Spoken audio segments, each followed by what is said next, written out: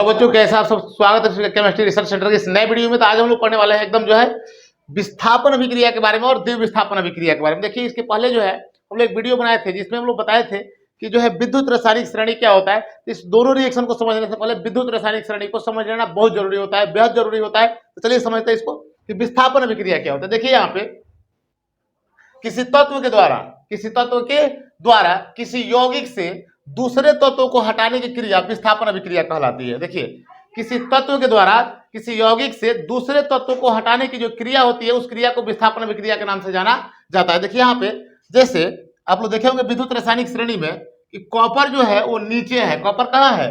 नीचे है, और जिंक कहाँ है? ऊपर है।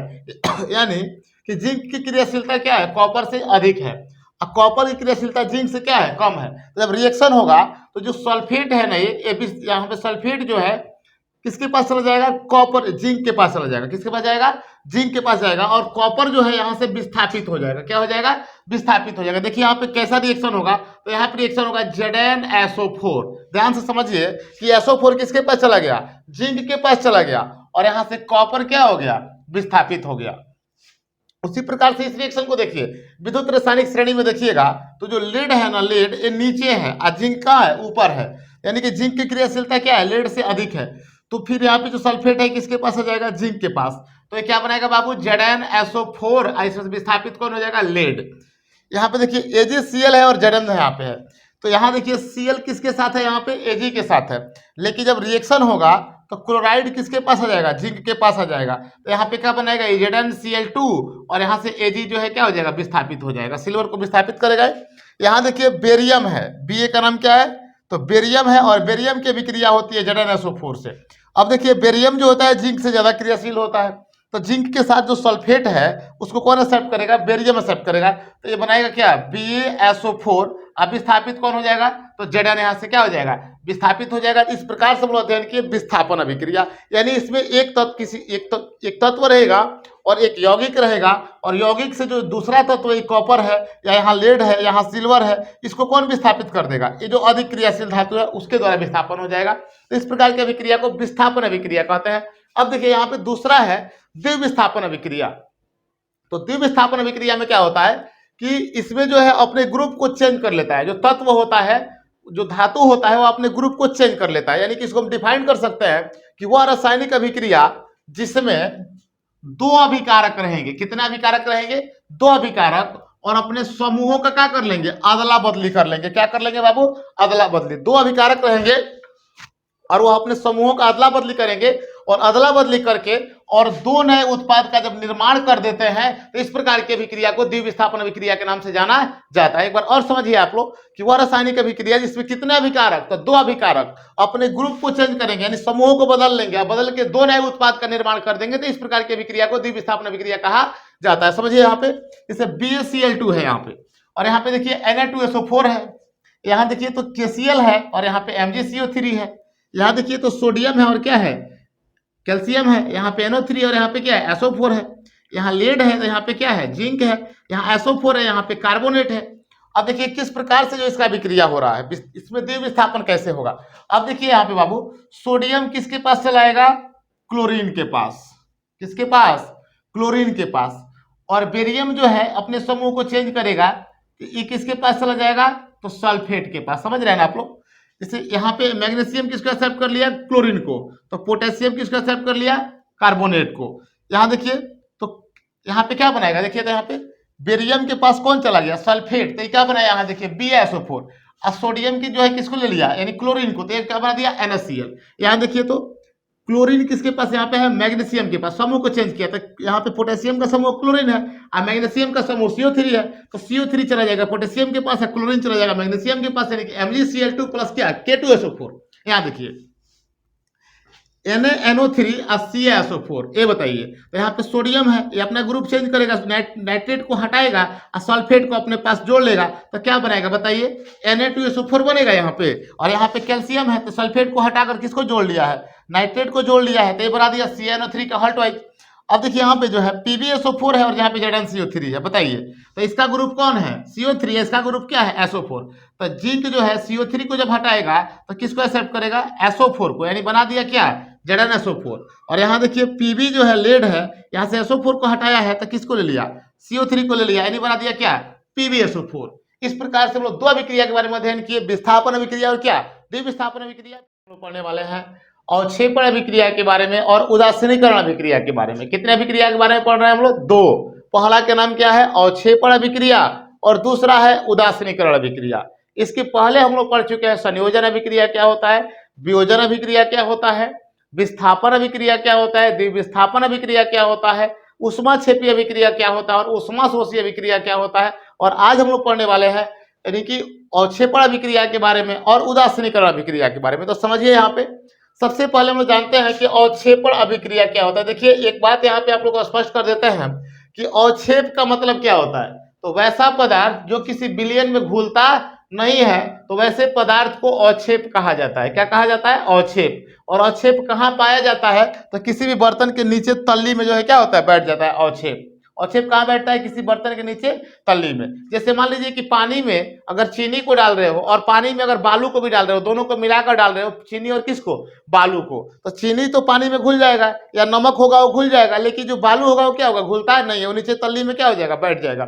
इस प्रकार से अगर कोई अभिक्रिया होती है जिसमें उत्पाद बन रहा है और उसमें हम लोग देख रहे हैं कि कुछ पदार्थ तो घुल रहा है लेकिन कुछ पदार्थ नीचे तल्ली में बैठ जा रहा है, तो उस पदार्थ को हम लोग कहते हैं अवक्षेप। क्या कहते हैं, अवक्षेप। तो समझिए पहले अवक्षेप तो समझ में आ गया ना कि वैसा पदार्थ जो किसी विलयन में घुलता नहीं है उसको कहते हैं अवक्षेप। अब समझिए यहाँ पे हम लोग जानते हैं अवक्षेपण अभिक्रिया क्या होती है। तो वह रासायनिक अभिक्रिया जिसके उत्पाद के निर्माण में, वह रासायनिक अभिक्रिया, देखिए यहाँ पे, वह रासायनिक अभिक्रिया जिसके उत्पाद के निर्माण में अवक्षेप प्राप्त होता हो। ध्यान से सुनिए, क्या प्राप्त होता हो, अवक्षेप प्राप्त होता हो, उसे हम लोग कहते हैं अवक्षेपण अभिक्रिया। क्या कहते हैं, अवक्षेपण अभिक्रिया। समझ में आप लोगों को, जिस रासायनिक अभिक्रिया के उत्पाद के निर्माण में यदि क्या प्राप्त होता हो, अवक्षेप, तो उस अभिक्रिया का नाम है अवक्षेपण अभिक्रिया। जैसे देखिए यहाँ पे BaCl2 है, इसका नाम है बेरियम क्लोराइड, और इस बेरियम क्लोराइड की अभिक्रिया जब कराते हैं Na2SO4, यानी इसका नाम क्या होता है बाबू, तो इसका नाम होता है सोडियम सल्फेट।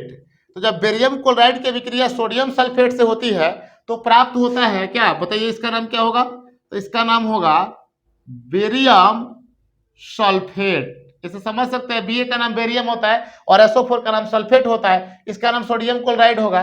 तो देखिए यहाँ पे अभिक्रिया जब होता है तो प्राप्त होता है बेरियम सल्फेट और सोडियम क्लोराइड। तो बाबू जो बेरियम सल्फेट होता है ना, ये अवक्षेप के रूप में नीचे बैठ जाता है यहाँ पे, और सोडियम क्लोराइड प्राप्त होता है। तो आपको पता है ना, सोडियम क्लोराइड जो है नमक का सूत्र होता है। किसका सूत्र होता है, नमक का। और नमक जो होता है ना जल में क्या होता है, घुलनशील होता है। तो ये तो घुल जाएगा लेकिन ये नहीं घुलेगा, तो अवक्षेप प्राप्त होगा। इसीलिए इसके बगल में कौन सा चिन्ह का प्रयोग किया है, धरातल मुखी चिन्ह का प्रयोग किया है। तो इतना आप लोग समझ गए कि अवक्षेपण अभिक्रिया क्या होती है। हाँ, कभी कभी फिगर बना के भी क्वेश्चन पूछ देगा, ऐसे फिगर बना देता है और कहता है कि अभिक्रिया को पूरा कीजिए और बताइए कि किस प्रकार की अभिक्रिया है।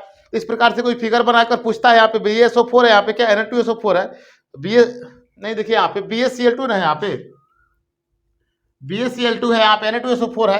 तो पूछेगा ये अभिक्रिया को पूरा कीजिए और बताइए कि किस प्रकार की अभिक्रिया है। तो देख सकते हैं विस्थापन नहीं, ये कौन सा अभिक्रिया, अवक्षेपण अभिक्रिया है, क्योंकि यहाँ पे BaCl2 है और यहाँ पे Na2SO4 है। जब अभिक्रिया हो रहा है तब BaSO4 का अवक्षेप प्राप्त हो रहा है, अतः कह सकते हैं कौन सी अभिक्रिया है, अवक्षेपण अभिक्रिया। चलिए अब चलते हम लोग जानते हैं उदासीनीकरण अभिक्रिया क्या होती है। उदासीनीकरण अभिक्रिया, एक बात ध्यान से सुनिए, ये बताइए कि हाइड्रोजन जो होता है ना, हाइड्रोजन, तो हाइड्रोजन जो है खुद ज्वलनशील गैस है। कैसा गैस है, ज्वलनशील। हाइड्रोजन खुद जलता है, लेकिन जो ऑक्सीजन होता है ना, ये जलने में सहायता करता है। जलने में क्या करता है, सहायता करता है। तो यहाँ दो बातें समझे कि हाइड्रोजन खुद जलता है और ऑक्सीजन क्या करता है, ये जलने में सहायता करता है। लेकिन दोनों के मिलाने से अगर हम अभिक्रिया कराए इसको H2+O2, यानी क्या बनाएगा ये 2H2O, तो आप देख सकते हैं कि जो पानी बन रहा है ये आग को क्या कर देता है, बुझा देता है। अब देखिए यहाँ पे कितना अच्छा बात है कि हाइड्रोजन खुद जलता है और ऑक्सीजन जलने में सहायता करता है, लेकिन दोनों की अभिक्रिया के दौरान जब जल प्राप्त हुआ तो जल क्या करता है, न खुद जलता है न जलने देता है, यानी आग को क्या करता है, बुझा देता है। तो इस प्रकार से यहाँ भी उदासीनीकरण अभिक्रिया हुआ है, क्योंकि यहाँ पे न जलने का गुण है न जलाने का गुण है, यहाँ पे किसका गुण है, तो बुझाने का गुण है। तो समझ सकते हैं यहाँ पे उदासीनीकरण अभिक्रिया में सबसे पहले तो समझिए यहाँ पे दो अभिकारक होता है, एक अम्ल होता है और दूसरा क्षारक होता है। इसमें दो अभिकारक होता है, एक अम्ल और दूसरा क्या, क्षारक। और जब दोनों आपस में अभिक्रिया करता है ना, तो एक दूसरे के गुणों को उदासीन कर देता है और उदासीन करके बनाता है लवण और क्या, जल। तो इस प्रकार की अभिक्रिया को हम लोग कहते हैं उदासीनीकरण अभिक्रिया। डिफाइन कर सकते हैं इसको कि वह रासायनिक अभिक्रिया जिसमें एक अभिकारक अम्ल तथा दूसरा अभिकारक क्षारक। बताइए, वह रासायनिक अभिक्रिया जिसमें एक अभिकारक अम्ल तथा दूसरा अभिकारक क्या, क्षारक, आपस में अभिक्रिया कर एक दूसरे के गुणों को उदासीन कर लवण तथा जल का निर्माण करते हैं, तो उसे हम लोग कहते हैं उदासीनीकरण अभिक्रिया। क्या कहते हैं, उदासीनीकरण अभिक्रिया। जैसे देखिए यहाँ पे इसका फॉर्मूला भी लिख सकते हैं आप लोग कि अम्ल प्लस क्षारक क्या बनाएगा, बोलिए, लवण और जल, यानी एसिड प्लस बेस क्या बनाएगा, साल्ट और क्या, वाटर। तो देखिए तो यहाँ पे HCl अम्ल है कि नहीं है, इसका नाम है हाइड्रोक्लोरिक एसिड। क्या नाम है इसका, हाइड्रोक्लोरिक एसिड। और NaOH का नाम है सोडियम हाइड्रा ऑक्साइड। यहां भी होगा द्वितीय विस्थापन अभिक्रिया। देखिए तो Na जो है किसके साथ चला गया, Cl के साथ, तो क्या बना दिया यहाँ पे, NaCl। यहाँ देखिए OH है और H है, क्या मिलकर बना दिया, H2O। यहाँ देखिए तो HNO3 प्लस क्या, KOH। बाबू यहाँ पे जो K है किसके साथ चला जाएगा, NO3 के साथ, तो यहाँ पे क्या बन गया, KNO3, और यहाँ बच गया OH और यहाँ बच गया H, तो क्या बना देगा, बोलो, H2O। एक बात और समझिए, यहाँ पे H2SO4 जो है हाइड्रोजन सल्फेट बैटरी एसिड या तेजाब इसको बोलते हैं, इसकी अभिक्रिया MgOH के हॉल्ट वाइज से कराते हैं, तो Mg किसको एक्सेप्ट कर लेगा, SO4 को, यानी ये क्या बना दिया, MgSO4। और ध्यान दो यहाँ पे H2 यहाँ पे है और यहाँ पे 2 ऑक्सीजन है, 2 हाइड्रोजन है, तो यानी कि यहाँ पे 4 हाइड्रोजन है और 2 ऑक्सीजन है, तो 4 हाइड्रोजन और 2 ऑक्सीजन की क्या बना दिया, यहाँ पे 2H2O का निर्माण कर दिया। इस प्रकार से हम लोग दो अभिक्रियाओं के बारे में अध्ययन किया यहाँ पे, और जैसे सबसे पहले अवक्षेपण अभिक्रिया और दूसरा क्या है, उदासीनीकरण अभिक्रिया। ठीक है।